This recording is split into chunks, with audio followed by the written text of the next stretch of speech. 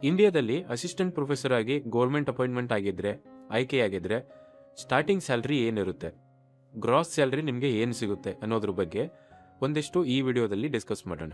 So assistant professor ಆಗಿ ಸ್ಟೇಟಲ್ಲಿ ಆಯ್ಕೆ ಆಗಿರ್ಬೋದು ಅಥವಾ ಸೆಂಟ್ರಲ್ ಗೌರ್ಮೆಂಟಲ್ಲಿ ಆಯ್ಕೆ ಆಗಿರ್ಬೋದು, ಯಾವುದೇ ಕಾಲೇಜು ಅಥವಾ ಯೂನಿವರ್ಸಿಟಿಗಳಲ್ಲಿ. ಬಟ್ ನಿಮ್ಮ ಸ್ಯಾಲ್ರಿ ಸೇಮ್ ಇರುತ್ತೆ, ಯಾಕಂದ್ರೆ UGC ಪೇ ಸ್ಕೇಲ್ ಅಪ್ಲಿಕೇಬಲ್ ಆಗೋದ್ರಿಂದ ಅಸಿಸ್ಟೆಂಟ್ ಪ್ರೊಫೆಸರ್ಗಳಿಗೆ ಸ್ಯಾಲ್ರಿ ಸೇಮ್ ಇರುತ್ತೆ ಅಂತ ಆಯ್ತು. ಸೊ ಹಾಗಾದ್ರೆ ಇಲ್ಲಿ ನೋಡಿ, ಈ ಟೇಬಲ್ ನೀವು ಗಮನಿಸಿದಾಗ ಇಲ್ಲೊಂದಿಷ್ಟು ಗ್ರಾಸ್ ಸ್ಯಾಲರೀಸ್ ಚೇಂಜ್ ಇದೆ ನೋಡಿ. ಇಲ್ಲಿ 1,06,000 ಇದೆ, 1,17,000 ಇದೆ, 96,000 ಇದೆ, ರೈಟ್, 1 lakh ಇದೆ. ಸೊ ಈ ತರ ಯಾಕೆ ಡಿಫರೆನ್ಸ್ ಕಾಣಿಸ್ಕೊಳ್ಳುತ್ತೆ? ಇದಕ್ಕೊಂದಿಷ್ಟು ಕ್ರೈಟೇರಿಯಾ ಇದೆ. ಸೊ ಅದರ ಆಧಾರದ ಮೇಲೆ ನಿಮ್ಮ ಗ್ರಾಸ್ ಸ್ಯಾಲರಿ ಅಥವಾ HRA ಅಥವಾ TA ಒಂದಿಷ್ಟು ವಿಚಾರಗಳು ಬದಲಾಗ್ತವೆ. ನಿಮ್ಮ ವರ್ಕಿಂಗ್ ಪ್ಲೇಸ್ ಎಲ್ಲಿದೆ, ಯಾವ ಸಿಟಿಯಲ್ಲಿ ನಿಮ್ಮ ಅಪಾಯಿಂಟ್ಮೆಂಟ್ ಆಗಿದೆ ಅನ್ನೋದರ ಆಧಾರದ ಮೇಲೆ ಈ ಗ್ರಾಸ್ ಸ್ಯಾಲರಿ ನಿಮಗೆ ಡಿಸೈಡ್ ಆಗುತ್ತೆ. ಸೊ ಹಾಗಾದರೆ 1 by 1 ನೋಡೋಣ. ಇಲ್ಲಿ ನೋಡಿ, ನಾನು 3 ಕ್ಯಾಟಗರಿಯನ್ನು ಮಾಡಿದ್ದೀನಿ. X ಕ್ಯಾಟಗರಿ ಅಂತ, ಟೈರ್ 2 Y ಕ್ಯಾಟಗರಿ ಅಂತ, Z ಕ್ಯಾಟಗರಿ ಸ್ಮಾಲ್ ಟೌನ್ ಅಂತ. ಈಸಿಯಾಗಿ ಅಂಡರ್ಸ್ಟ್ಯಾಂಡ್ ಮಾಡ್ಕೋಬೇಕಾದ್ರೆ, ಫಾರ್ ಎಕ್ಸಾಂಪಲ್ ಕರ್ನಾಟಕದಲ್ಲಿ ಮೆಟ್ರೋಪಾಲಿಟನ್ ಸಿಟಿ ಯಾವುದಿದೆ? ಬೆಂಗಳೂರಿದೆ. ಹಾಗಾಗಿ ಇದು X ಸಿಟಿಯಲ್ಲಿ ಬರುತ್ತೆ. ಟೈರ್ 2 ಸಿಟಿಗಳು ಯಾವುದಿದೆ ಕರ್ನಾಟಕದಲ್ಲಿ? ಫಾರ್ ಎಕ್ಸಾಂಪಲ್ ಮೈಸೂರಿದೆ, ಬೆಳಗಾವಿದೆ, ಹುಬ್ಳಿ ಧಾರವಾಡ ಇದೆ, ರೈಟ್. ಸೊ ಈ ಎರಡೂ ಕ್ಯಾಟಗರಿಯಲ್ಲಿ ಯಾವ ಸಿಟಿಗಳು ನಿಮಗೆ ಬರೋದಿಲ್ವೋ ಅದೆಲ್ಲ ಬೈ ಡಿಫಾಲ್ಟ್ ಆಗಿ Z ಕ್ಯಾಟಗರಿಯಲ್ಲಿ ಬರ್ತವೆ ಅಂತ ಅರ್ಥ. ಹಾಗಾದ್ರೆ ಈಗ ನೀವು ಅಸಿಸ್ಟೆಂಟ್ ಪ್ರೊಫೆಸರ್ ಆಗಿ ಫಾರ್ ಎಕ್ಸಾಂಪಲ್ X ಸಿಟಿಯಲ್ಲಿ ಇದ್ದೀರಾ ಅಂತ ಅನ್ಕೊಳ್ಳಿ. ಬೆಂಗಳೂರಲ್ಲಿ ಮುದು ಮೆಟ್ರೋಪಾಲಿಟನ್ ಸಿಟಿಯಲ್ಲಿ ಅಸಿಸ್ಟೆಂಟ್ ಪ್ರೊಫೆಸರ್ ಆಗಿ ಯಾವುದೋ ಕಾಲೇಜು ಅಥವಾ ಯೂನಿವರ್ಸಿಟಿಯಲ್ಲಿ ಇದ್ದೀರಾ. ಸ್ಟಾರ್ಟಿಂಗ್ ನಿಮ್ಮದು ಬೇಸಿಕ್ ಪೇ ಏನಿರುತ್ತೆ? 57,700 ಇರುತ್ತೆ, ಆಸ್ ಪರ್ UGC ಸ್ಕೇಲ್. ನೋಡಿ, ಈ ರೋನ ಈಗ ಸದ್ಯಕ್ಕೆ ಬಿಟ್ಬಿಡಿ, ಆಮೇಲೆ ನಿಮಗೆ ಎಕ್ಸ್ಪ್ಲೇನ್ ಮಾಡ್ತೀನಿ. ಇದೇನಿಲ್ಲ, ಕರೆಂಟ್ ಮಂತ್ ಸ್ಯಾಲ್ರಿನ ನಿಮಗೆ ತಿಳಿಸ್ಕೊಡೋದಕ್ಕೆ ಈ ರೋನ ನಾನು ಹಾಕೊಂಡಿದ್ದೀನಿ, ಎಕ್ಸ್ಟ್ರಾ ರೋನ್. ಸೊ ಹಾಗಾಗಿ ಈಗ ಇದನ್ನು ಬಿಡಿ, ಸ್ಟ್ಯಾಂಡರ್ಡ್ ಬೇಸಿಕ್ ಪೇ ಅನ್ನು ನಾನು ನಿಮಗೆ ತಿಳಿಸ್ಕೊಡ್ತೀನಿ. ಇನ್ ಕೇಸ್ ನೀವೇನಾದರೂ ಟೈರ್ 2 ಸಿಟಿಗಳಲ್ಲಿ ಅಸಿಸ್ಟೆಂಟ್ ಪ್ರೊಫೆಸರ್ ಆಗಿ ಸೇರ್ಕೊಂಡಿದ್ರೆ ನಿಮ್ಮದು ಬೇಸಿಕ್ ಪೇ ಸೇಮ್ ಇರುತ್ತೆ ನೋಡಿ, ಸೇಮ್ ಇರುತ್ತೆ. Z ಸಿಟಿಯಲ್ಲಿ ನೀವು ಸೇರ್ಕೊಂಡಿದ್ರು ಕೂಡ ನಿಮ್ಮ ಬೇಸಿಕ್ ಪೇ ಸೇಮ್ ಇರುತ್ತೆ. ಹಾಗಾದರೆ DA ಎಷ್ಟಿರುತ್ತೆ? DAನೂ ಸೇಮ್ ಇರುತ್ತೆ, 42, 42, 42.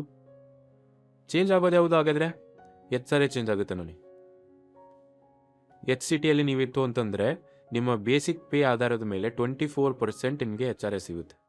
ಅದೇ ನೀವು Y ಸಿಟಿಯಲ್ಲಿದ್ದರು ಅಂದರೆ 16% ಸಿಗುತ್ತೆ, ಕಡಿಮೆ ಆಯ್ತಲ್ವಾ?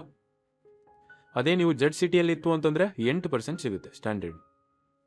ಹಾಗಾಗಿ ನಿಮ್ಮ ಸ್ಯಾಲ್ರಿ ಏನಿದೆಯಲ್ಲ ಅದು ನಿಮಗೆ ಕಡಿಮೆ ಆಗ್ತಾ ಹೋಗುತ್ತೆ ಅಥವಾ ವೇರಿಯೇಷನ್ ಕಾಣಿಸ್ಕೊಳ್ತಾ ಹೋಗುತ್ತೆ ಅಂತ, ರೈಟ್. ಇನ್ನೊಂದು ಕ್ರೈಟೇರಿಯಾ ಇದೆ ಇಲ್ಲಿ. ನೀವೇನಾದರೂ X ಸಿಟಿಯಲ್ಲಿ ಅಸಿಸ್ಟೆಂಟ್ ಪ್ರೊಫೆಸರ್ ಆಗಿದ್ದರೆ ನಿಮ್ಮ TA ಬಂದು 7,200 ಇರುತ್ತೆ, ಆಸ್ ಪರ್ ನಾರ್ಮ್ಸ್. ನೀವೇನಾದರೂ Y ಸಿಟಿಯಲ್ಲಿದ್ದರೆ ಏನು ಸಿಗುತ್ತೆ? ನಿಮಗೆ 3,600 ಸಿಗುತ್ತೆ ನೋಡಿ. Z ಸಿಟಿಯಲ್ಲಿದ್ದರೂ ಕೂಡ 3,600 ಸಿಗುತ್ತೆ. ಅದಾದಮೇಲೆ ನಿಮಗೆ TA ಸಿಗೋದಲ್ಲದೆ DA ಆನ್ TA ಸಿಗುತ್ತೆ. ಈ TA ಮೇಲೆ DA ಕೂಡ ಏನು ಪರ್ಸೆಂಟೇಜ್ ಇರುತ್ತಲ್ಲೋ, 42 ಇದ್ರೆ 42, ಕರೆಂಟ್ ಮಂತ್ ಸ್ಯಾಲ್ರಿ ಪ್ರಕಾರ ಆದರೆ 55% ಇದೆ ಇವಾಗ. ಅದರ ಪ್ರಕಾರ ನಿಮಗೆ TA ಮೇಲೆ DA ಸಿಗುತ್ತೆ ನೋಡಿ. 7,200ಗೆ 3,960 TA, ಟೋಟಲ್ ಎಷ್ಟಾಗುತ್ತೆ? 11,160. ಸೊ ಬೇಸಿಕ್ ಪೇ ಜೊತೆಗೆ ಪ್ಲಸ್ 55% DA ಪ್ಲಸ್ ನಿಮ್ಮ HRA 30% ಮತ್ತು TA ಮತ್ತು TA ಮೇಲೆ DA. ಸೊ ಹಾಗಾಗಿ ನಿಮಗೆ ಕರೆಂಟ್ ಮಂತ್ ಸ್ಯಾಲ್ರಿ ಎಷ್ಟಾಗುತ್ತೆ ಇವಾಗ? ಆಗಸ್ಟ್ 2025 ನೀವು ತೊಗೊಂಡ್ರೆ 1,17,905 ಆಗುತ್ತೆ ಸ್ಟಾರ್ಟಿಂಗ್ ಸ್ಯಾಲ್ರಿ.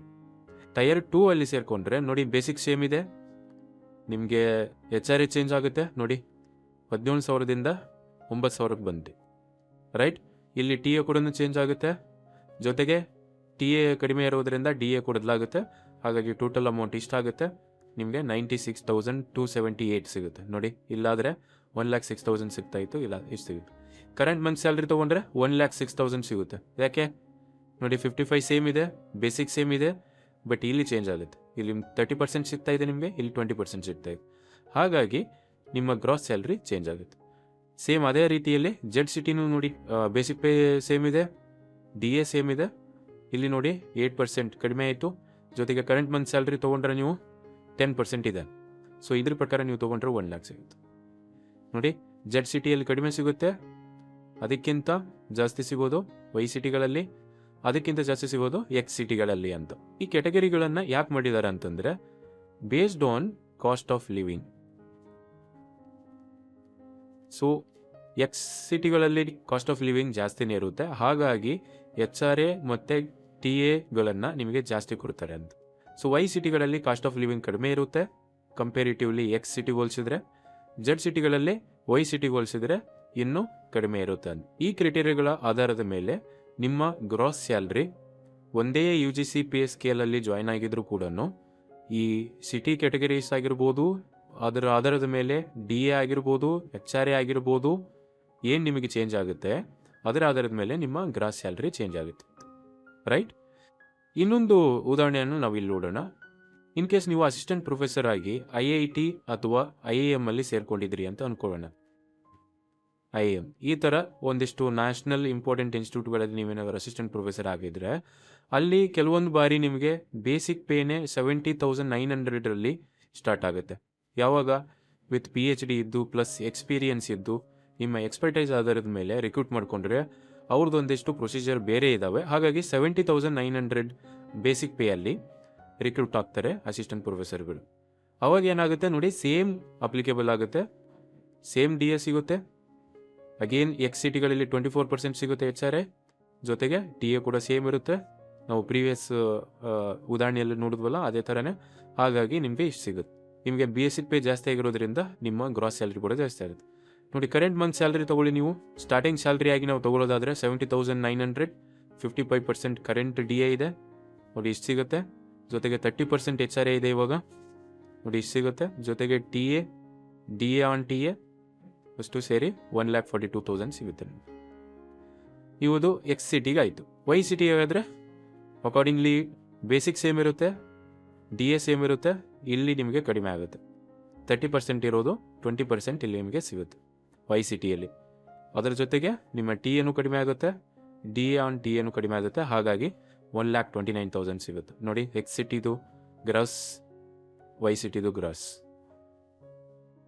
ಇದಲ್ದೇ ಜೆಡ್ ಸಿಟಿಯಲ್ಲಿ ನೋಡಿ ಬೇಸಿಕ್ ಸೇಮ್ ಇದೆ, DA 55% ಸಿಗುತ್ತೆ, ಜೊತೆಗೆ ಇಲ್ಲಿ ನೋಡಿ HRA 10% ಆಗುತ್ತೆ ನೋಡಿ. ಎಕ್ಸ್ ಸಿಟಿಯಲ್ಲಿ 30 ಇತ್ತು, 20 ಆಯಿತು ವೈಯಲ್ಲಿ, ಜೆಡ್ ಸಿಟಿಯಲ್ಲಿ 10% ಆಯಿತು.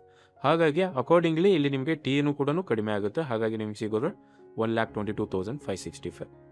ಇದು ಫ್ರೆಂಡ್ಸ್ ಡಿಫ್ರೆನ್ಸು. ಅಸಿಸ್ಟೆಂಟ್ ಪ್ರೊಫೆಸರ್ ಆಗಿ ಒಂದೇ ಡೆಸಿಗ್ನೇಷನಲ್ಲಿ ಕೆಲಸ ಮಾಡ್ತಿದ್ರು ಕೂಡ ಈ ಕ್ಯಾಟಗರೀಸ್ ಆಫ್ ಸಿಟೀಸ್ ಆಧಾರದ ಮೇಲೆ, ನಿಮ್ಮ HRA ಮತ್ತು TA ಆಧಾರದ ಮೇಲೆ ನಿಮ್ಮ ಟೋಟಲ್ ಸ್ಯಾಲ್ರಿ ಏನಿದೆಯಲ್ಲ ಅದು ನಿಮಗೆ ವ್ಯತ್ಯಾಸ ಕಾಣಿಸ್ಕೊಳ್ಳುತ್ತೆ ಅಂತ.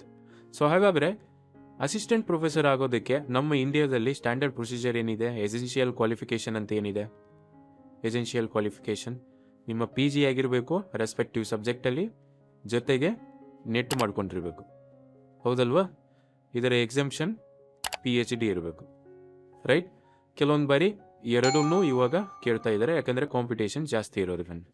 ಸೊ ಇಷ್ಟಿತ್ತು ಅಂತಂದರೆ AP ಆಗಿ ಅಸಿಸ್ಟೆಂಟ್ ಪ್ರೊಫೆಸರ್ ಆಗಿ ನೀವು ರಿಕ್ರೂಟ್ಮೆಂಟ್ ಆಗುವಂಥ ಚಾನ್ಸಸ್ ಇರುತ್ತೆ. Thank you for watching.